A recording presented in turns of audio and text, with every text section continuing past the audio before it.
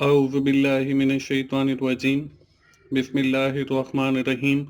अस्सलाम वालेकुम दोस्तों, मैं हूं मोहसिन रफ़ा और आप लोग देख रहे हैं 24/7 टीचर्स ऑनलाइन यूट्यूब चैनल। दोस्तों, हमारी असेंबली लैंग्वेज प्रोग्रामिंग की क्लास चल रही है और आज उस सीरीज़ का हमारा 16वां लेक्चर है। दोस्तों, अगर आपके लेक्चर्स की बात की जाए वीयू के लेक्चर्स की, तो वो आई थिंक के हमारा 12वां लेक्चर बनता है।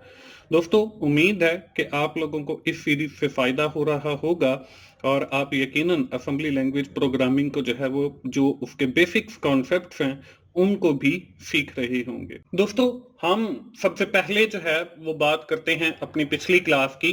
पिछली क्लास के अंदर हम लोगों ने एक नया चैप्टर जिसको हम बिट मैनिपुलेशन का चैप्टर 4 कहते हैं वो शुरू किया था। इसके अंदर हमने देखा था कि हम असेंबली लैंग्वेज प्रोग्रामिंग के अंदर या कंप्यूटर साइंस में मल्टीप्लिकेशन का अमल जो है वो कैसे करते हैं थ्रू आउट द बीट्स। हम उनको कैसे मैनिपुलेट करके डिफरेंट जो हमारे ऑपरेशंस हैं अरिथमेटिक उनको परफॉर्म करते हैं। हमने देखा था मुख्तलिफ शिफ्ट को और रोटेशंस को, जिसमें हमने शिफ्ट लॉजिकल राइट देखा, शिफ्ट लॉजिकल लेफ्ट देखा, रोटेट राइट देखा, रोटेट लेफ्ट देखा, रोटेट थ्रू कैरी राइट देखा और रोटेट थ्रू कैरी लेफ्ट देखा। दोस्तों, आज की क्लास भी हमारी जो डिस्कशन है वो बिट मैनिपुलेशन के हवाले से जारी रहेगी और हम कुछ उसकी जो एक्सटेंडेड ऑपरेशन है जिसमें एक्सटेंडेड शिफ्टिंग है, एक्सटेंडेड राउटिंग है, एक्सटेंडेड एडिशन है, एक्सटेंडेड सब्ट्रैक्शन है और एक्सटेंडेड मल्टीप्लिकेशन है, उसको देखेंगे और with the help of different examples मैं आपको सिखाऊंगा भी कि ये जो शिफ्टिंग है ये कैसे होती है। तो चलिए दोस्तों, आज की क्लास शुरू करते हैं।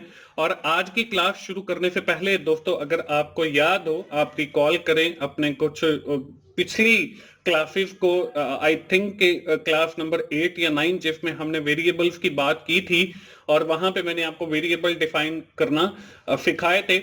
वहां पे हमने साइज ऑफ मेमोरी की भी बात की थी with respect to the variable. हमने देखा था कि कौन सा जो वेरिएबल है वो कितनी मेमोरी का है और कितनी बिट्स का है। उसी टॉपिक को जो है हम थोड़ा सा रिकॉल करते हैं, क्योंकि आज का जो टॉपिक हम पढ़ने वाले हैं एक्सटेंशन के हवाले से वो इसी साइज के ऊपर डिपेंड करता है। तो हमने सबसे पहले जो है वो देखा था कि अगर हम डीबी का वर्ड यूज करते हैं तो वो डिफाइन बाइट है और ये 1 बाइट जो है वो स्टोरेज है इसकी, और इसकी जो नंबर ऑफ बिट्स हैं वो 8 हैं। इसी तरह अगर हम DW का वर्ड यूज करते हैं तो वो डिफाइन वर्ड्स है, it will take the 2 bytes in memory. ये 2 बाइट्स लेता है और इसके अंदर जो नंबर ऑफ बिट्स हैं वो 16 होती हैं। इसी तरह DD है defined double word, it will take the 4 bytes capacity in memory और इसकी जो नंबर ऑफ बिट्स हैं वो 32 हैं। इसी तरह अगर हम आगे जाते हैं, DQ है डिफाइन कोड वर्ड, तो ये हमारे पास 8 बाइट लेता है और इसकी 64 बिट्स होती हैं। इसी तरह आखिर में हमारे पास है DT डिफाइन 10 बाइट्स, तो ये हमारे पास जो है तकरीबन 128 बिट्स लेता है। नॉर्मली जो हमारे सीपीयू हैं दोस्तों वो 16 बिट्स के आते हैं जो शुरू में आए, आजकल जो है वो 32 बिट्स के भी आ रहे हैं। तो हम जो है इसमें देखेंगे कि कैसे जो है वो एक्सटेंशन होती है। हम देखते हैं सबसे पहले कि बेसिकली ये एक्सटेंशन या एक्सटेंडेड है क्या। इसमें यहां पे आपको लिखा हुआ नजर आ रहा है, we have performed different operation in assembly language, for example addition, subtraction, multiplication। हम जो है मुख्तलिफ किस्म के फंक्शन परफॉर्म करते हैं जिसमें एडिशन है, सब्ट्रैक्शन है और मल्टीप्लिकेशन है। When we define the variable of db, जब हम db टाइप का एक वेरिएबल डिफाइन करते हैं, इट मींस कि we are dealing 8 bits operation. हम जो है वो 8 बिट्स ऑपरेशन की बात कर रहे हैं कि जो एडिशन होगी वो भी 8 बिट्स के ऊपर होगी, जो सब्ट्रैक्शन होगी वो भी 8 बिट की होगी और इसी तरह बाकी के सारे operation. When we are define the variable of dw, हम नॉर्मली dw ही डिफाइन करते आ रहे हैं। इसका मतलब ये है कि पिछली जो हमारी सारी क्लासेस गुजरी हैं वो 16 बिट के ऊपर गुजरी हैं और हमने जितने भी काम किए एडिशन का या सब्ट्रैक्शन का वो 16 बिट के ऊपर किया। When we define the variable dd, जब हम करते हैं define double word, तो it means कि we are dealing with the 32 bit architecture computer, कि हम 32 बिट के कंप्यूटर से जो है वो वास्ता पड़ा है। हम जो है Therefore, when we move from higher number of bits, then we extend the operation. हम ये जो 16 बिट्स है 32 बिट्स के ऊपर जा रहे हैं, तो यही हमारी जो है एक्सटेंशन है। और हम जो है पहले 16 बिट्स के साथ सारे फंक्शंस जो है परफॉर्म कर रहे थे अरिथमेटिक, अब जो है हम 32 बिट्स के साथ करेंगे। कि पहले हमने 16 बिट का कंप्यूटर आर्किटेक्चर पढ़ा, उसके अंदर हमने एडिशन किया, सब्ट्रैक्शन किया, मल्टीप्लिकेशन किया। अब जो है हम उसको एक्सटेंड करके 32 बिट आर्किटेक्चर अगर हमारे पास कंप्यूटर है तो वो कैसे वर्क करता है उस चीज को हम देखेंगे। दोस्तों अगली स्लाइड पे चलते हैं और ये जो एक्सटेंडेड शिफ्टिंग हम लोगों ने की है फ्रॉम 16 बिट टू 32 बिट, इसको देखते हैं। दोस्तों इसको समझाने के लिए जो है यहाँ पे मैं एक एग्जांपल लूंगा। अगर आपको ये एग्जांपल जो है वो अच्छे से समझ आ जाती है तो इंशाल्लाह आपको ये जो 32 बिट का कंप्यूटर आर्किटेक्चर है ये भी समझ आ जाएगा और हमें पता चल जाएगा कि कैसे हम एक एक्सटेंशन के साथ जो है वो वर्क करते हैं। दोस्तों यहाँ पे आपको कुछ बिट्स नजर आ रही हैं जिसमें 1100 1100, ये आपके पास 16 बिट जो है ये आ गई। यहाँ पे वैसे तो ये 8 बिट बनती हैं, लेकिन मैंने जो है इसको 16 बिट जो है वो कंसीडर किया। आप ये समझ लें कि हर जो बिट है वो 2 बिट्स को कवर कर रही है। तो यहाँ पे ये 8 बिट्स हैं, तो हमने इसको जो है वो 16 लिख लिया है। तो ये 16 अगर होंगी तो 16 ऐसे आपके पास वर्ड्स आएंगे। यहाँ पे आगे देखें, आगे 16 बिट्स का एक और आपके पास ब्लॉक है, इसके अंदर भी वही 8 बिट्स हैं। तो अगर मैं 16 को समझाने की कोशिश कर रहा हूं लेकिन बिट्स मैंने 8 ही लिए, तो आप 8 बिट्स को एज अ 16 बिट ही कंसीडर करें। जब हमारे पास दो जो है वो 16 बिट के ब्लॉक होंगे तो ये दोस्तों हमारे पास जो है वो 32 बिट बन जाएंगे। हमारी जो डिस्कशन है इस क्लास से ऑनवर्ड वो हमारी 32 बिट के ऊपर हम करने वाले हैं। तो हम जो है इसलिए यहाँ पे मैं आपको इतनी स्पेस नहीं थी कि मैं आपको वो 32 बिट्स जो है वो लेकर और फिर आपको समझा सकूं, तो मैंने जो है वो 8 को लेकर उसको 16 कंसीडर किया। तो हमारी ये जो फर्स्ट वाली राइट साइड वाली बिट्स होती हैं इनको हम लोअर बिट्स कहते हैं, और जो हमारी राइट साइड पे होती हैं इनको हम अपर बिट्स कहते हैं। और जब भी असेंबली लैंग्वेज के अंदर कोई भी काम फंक्शन या अरिथमेटिक का ऑपरेशन परफॉर्म किया जाता है तो फर्स्ट ऑफ ऑल हमारा जो 32 बिट का आर्किटेक्चर है उसके अंदर लोअर बिट्स ली जाती हैं और फिर हम अपर बिट या हायर बिट्स की तरफ जाते हैं। और जैसे हमने स्टडी किया है वो भी हमने यही किया कि पहले हमने 4 बिट से स्टार्ट लिया, फिर 8 बिट वाला देखा, 16 बिट्स को, और अब जो है हम 32 बिट्स को देखेंगे। तो ये जो है यहां पे ये समझ लें कि ये आपका एक वेरिएबल है नम के नाम से, और इसको हमने डी यानी कि डिफाइंड डबल वर्ड जो है हमने इसकी डेटा टाइप रखी, और ये टोटल जो है वो हमारे पास 32 बिट्स हैं। दोस्तों इसको हम बिल्कुल सेम एज इट इज ही हैंडल करेंगे। यहाँ पे इसको समझाने का मकसद ये है, हमने ये जो एक्सटेंडेड शिफ्टिंग की बात की है वो मैं आपको क्लियर समझा सकूं, क्योंकि जब हम एडिशन करेंगे तो उस वक्त भी हमें तकरीबन इसी तरह की कुछ चीजें देखनी पड़ेंगी। तो वहां पे सिर्फ मैं आपको लोअर बिट्स कहूंगा तो आपको पता चल जाएगा कि ये पहले वाली जो हमारी 16 बिट हैं वो हैं। अगर मैं अपर बिट्स कहूंगा तो आपको पता चल जाएगा कि ये हमारी अगले वाली 16 बिट्स हैं। इसी तरह हर बिट का एक पर्टिकुलर एड्रेस भी होता है, जैसे यहाँ पे 0002 है और आखिरी जो बिट है वो 0012 है। इसी तरह अगली जो बिट्स हैं उनका भी एड्रेस है 0014 है और आखिरी जो बिट है उसका 0028 है। तो ये एड्रेसिंग के थ्रू जो है हम इन सारी चीजों को एक्सेस करेंगे और फिर जो है हम इनके साथ जो अरिथमेटिक फंक्शंस हैं उनको परफॉर्म करेंगे। अब हम बढ़ते हैं अगली जानिब जिसमें हमने बात की है एक्सटेंडेड शिफ्टिंग की। दोस्तों जब हमने पीछे बात की कि हम शिफ्ट लेफ्ट वर्ड कर रहे हैं, शिफ्ट राइट वर्ड कर रहे हैं, वहां पे हम जो है 16 बिट की बात कर रहे थे, 8 बिट्स की बात कर रहे हैं। तो अब हम ये देखते हैं कि हम कैसे अपने जो 32 बिट्स है उसको कैसे शिफ्ट करते हैं। तो उसके लिए हमें असेंबली लैंग्वेज के अंदर कुछ पर्टिकुलर इंस्ट्रक्शन है जो हमें ऐड करनी पड़ती हैं। अगर हम वो इंस्ट्रक्शन ऐड कर लेते हैं तो फिर वो हमारा जो प्रोसेसर है वो 32 बिट्स के साथ जो है उनको डील करता है। वो इंस्ट्रक्शन क्या है वो हम देख लेते हैं। उसके लिए एक्सटेंडेड शिफ्टिंग के लिए जो पहली इंस्ट्रक्शन है यहाँ पे देखें num1 डी डिफाइन वर्ड, ये देखें वही आपका जो है वो 4 बाइट ले रहा है और यहाँ पे देखें 40,000 इसकी अंदर वैल्यू है। इसके बाद हमारे पास देखें आगे जो है मैंने क्या किया है FHL यानी कि शिफ्ट लेफ्ट। अब ये देखें हमारी जो है एक्सटेंडेड शिफ्टिंग चल रही है और एक्सटेंडेड शिफ्ट लेफ्ट चल रही है। यहाँ पे आगे देखें वर्ड लिखा हुआ है और उसके बाद लिखा हुआ है num1। अब num1 जो है आपको पता है एक वेरिएबल है जो हमने ये लिया हुआ है num1 और इसके साथ कॉमा के बाद 1 है। वर्ड जो है दैट रिप्रेजेंट 2 बाइट कि आप सबसे पहले जो है वो 2 बाइट्स को डील करो। मैंने आपको बताया है कि जब भी हम वो करेंगे कोई भी परफॉर्म फंक्शन तो वो सबसे पहले हमारी 16 बिट्स को लेगा और फिर अगली 16 बिट्स को लेगा। तो यहाँ पे वर्ड मैंने लिखा है तो इसका मतलब ये है कि ये पहले जो है ये इन लोअर बिट्स जो 16 हैं इनको लेगा, फिर अगली इंस्ट्रक्शन के अंदर अगली अपर बिट्स को जो है 16 को फिर लेगा। अब यहाँ पे FHL ये आपका शिफ्ट लाइट हो गया, लेफ्ट हो गया। इसके बाद आगे एक और कमांड है RCL की, यानी कि रोटेट कैरी लेफ्ट। हमने रोटेशन की भी बात की थी तो वो रोटेट कैरी लेफ्ट हो गई। अब यहां पे देखें जब हमने num1 लिखा तो num1 का ऊपर जो है जो भी एड्रेस है उस पे जाएगा और उसके ऊपर आपकी जो पहली 16 बिट्स हैं उनको ले लेगा। उसके बाद रोटेट कैरी लेफ्ट है और 16 बिट के ऊपर जो भी काम करना है, एडिशन का करना है, सब्ट्रैक्शन का करना है, वो करने के बाद जो आपका कैरी होगा वो उससे ऑनवर्ड फिर चलेगा।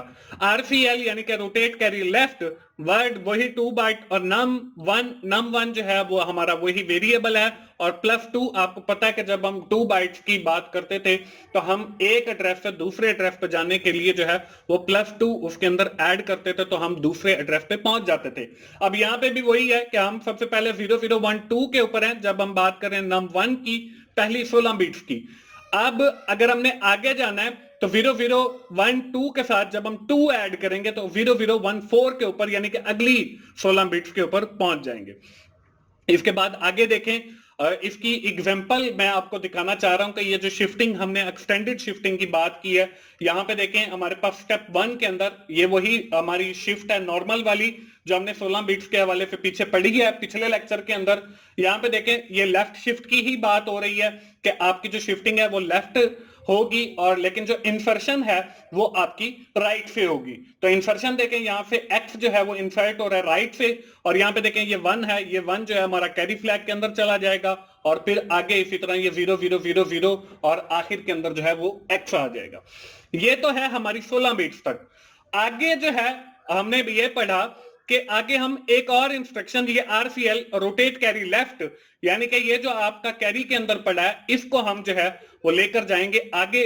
तो ये देखें यहाँ पे ये जो 1 है ये अगली 16 बिट्स के साथ चला गया स्टेप 2 के अंदर और आपका जो यहाँ पे 1 था वो आगे शिफ्ट होकर फिर कैरी के आगे चला गया। तो इस तरीके से आपकी ये जो एक्सटेंडेड शिफ्टिंग है ये परफॉर्म होती है। इसके बाद दोस्तों हम अगली स्लाइड पे चलते हैं और ये जो हम शिफ्टिंग की बात कर रहे हैं उसमें हम देखते हैं कि हमारी जो एक्सटेंडेड एडिशन है या एक्सटेंडेड सब्ट्रैक्शन है वो हम जो है कैसे करते हैं 32 बिट्स के ऊपर। यहाँ पे देखें हम सबसे पहले एक्सटेंडेड एडिशन को देखेंगे, इसकी सबसे पहले डेफिनेशन को देखेंगे। In extended addition we have a new instruction, the instruction is add ADC, add with carry। अब देखें कि जब हम नॉर्मल असेंबली लैंग्वेज के प्रोग्राम देख रहे थे तो हमने ऐड करना था, आपने देखा था कि जब हमने दो नंबर्स को ऐड करना था तो हम लिखते थे ऐड 5,10 तो इस तरीके से हमारा वो ऐड हो जाता था, या ऐड AX, 5 तो हमारा वो जो 5 है वो AX रजिस्टर के अंदर ऐड हो जाता था। लेकिन जब हम 32 बिट्स की बात करते हैं तो उसमें हम जो है ऐड नहीं लिखते बल्कि ADC लिखते हैं, यानी कि ऐड विद कैरी, कि आपके जो दो नंबर हैं वो जमा होंगे तो उससे जो बकाया बचता है वो कैरी है वो आगे जाएगा। फॉर एग्जांपल ऊपर भी 9 है और नीचे भी 9 है तो इन दोनों को हम जब ऐड करेंगे तो 9 + 9 जो है वो 18 बनता है। 8 जो है हम लिखेंगे और 1 को जो है आगे कैरी लेकर जाएंगे। तो जब हम 32 बिट की बात कर रहे हैं तो उसमें हम ADC की इंस्ट्रक्शन यूज करेंगे और उसमें जो 1 बचेगा वो आगे कैरी लेकर जाएंगे। तो यहाँ पे normal addition have 2 operand and the second operand in is added to the first operand, कि पहला जो ऑपरेंड है उसके अंदर हम सेकंड ऑपरेंड ऐड करते थे। हाउएवर ADC हैव 3 ऑपरेंड, अब इसके देखें 3 ऑपरेंड है। The third implied operand is carry flag, ये तीसरा जो है वो कैरी के लिए है जो हमारा वो बकाया बच जाता है। The ADC instruction is specifically placed for extending the capability of ADD, कि हमारा जो ADC है उससे एडवांस जो कैपेबिलिटी है वो ADC की है। अब इसकी यहाँ पे एक एग्जांपल देखते हैं। यहाँ पे देखिए हमारे पास एक वेरिएबल है num1 का, डी का, इसके अंदर 40,000 है, और इसी तरह एक और वेरिएबल है num2 का, इसके अंदर 80,000 है। अब हमने इन दोनों नंबर्स को जो है ऐड करना है। अगर हम सिंपल पिछली अपनी 16 बिट की डिस्कशन की बात करें तो हम ऐड AX 40,000 या num1 और फिर ऐड मूव BX जो है num2, तो वो वैल्यूज उसमें आती थी और हम आपस में ऐड कर लेते थे कि ऐड AX BX। तो यहां पे देखिए हम कैसे ऐड करते हैं, मूव AX num1 के num1 जो एड्रेस है उसके ऊपर जो वैल्यू पड़ी है उसको AX के अंदर रख दो, और उसके बाद देखें ऐड वर्ड num2, और फिर जो num2 के ऊपर वैल्यू है उसको AX को जो है num2 के साथ जो है ऐड कर दो। इसी तरह आगे इंस्ट्रक्शन देखें, मूव AX num1 प्लस 2। अब ये वही बात है कि सबसे पहले जब हमने लिखा मूव AX num1 तो इसका मतलब यह है कि उसने पहले हमारी लोअर बिट्स जो 16 हैं आपको राइट साइड में, जैसे ये मैंने आपको पिछली स्लाइड पे दिखाई थी, उनको उठाया, उसको num2 के साथ ऐड किया, फिर num1 प्लस 2 किया। इसका मतलब यह है कि अगली 16 बिट्स पे चला गया और उसको उठा के फिर AX में रखा, और फिर ऐड बट num2 प्लस 2 के आपने जो है जो वैल्यू अगली जो है देखें num1 करेंगे तो हमारी जो पहली 16 बिट्स हैं उनको लेगा, num2 करेंगे फिर अगली जो वेरिएबल 2 की जो पहली 16 बिट्स हैं उनको लेके ऐड कर लेगा। अब जो कैरी बच गया वो कैरी फ्लैग के अंदर रखेगा। फिर हम लेंगे num1 प्लस 2 कि अगली जो 16 बिट है पहले वेरिएबल की उनको लो, और फिर अगले जो दूसरा वेरिएबल है num2 उसके साथ प्लस 2 के अगली जो वेरिएबल 2 की 16 बिट्स हैं उनको लो और उनको ऐड कर दो। तो इस तरीके से हम एक्सटेंडेड एडिशन परफॉर्म करेंगे। इसके बाद दोस्तों बारी आती है जी एक्सटेंडेड सब्ट्रैक्शन की। ये बिल्कुल आपकी जैसे एक्सटेंडेड एडिशन है उसके उलट है। For subtraction, the same logic will be used, and just like addition with the carry, there is instruction subtract with borrow called SBB or subtract with borrow। अब देखें वहां पे हमने ऐड विद कैरी किया था, यहां पे सब्ट्रैक्ट विद बोरो कि अगर हमने माइनस करना हो, ऊपर अगर आपके पास छोटी रकम है नीचे बड़ी रकम है, फॉर एग्जांपल ऊपर आपके पास जो है 5 है नीचे आपके पास 6 है, तो आप जो है वो बारो करते हैं ना एक नंबर दूसरे से, तो आप वो 12 करेंगे वो 15 बन जाएगा, 15 में से 6 जाएंगे बाकी 9 बच जाएगा।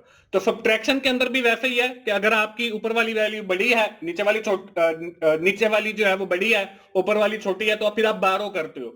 तो इसके लिए हम एक इंस्ट्रक्शन यूज करते हैं जो कि SBB है।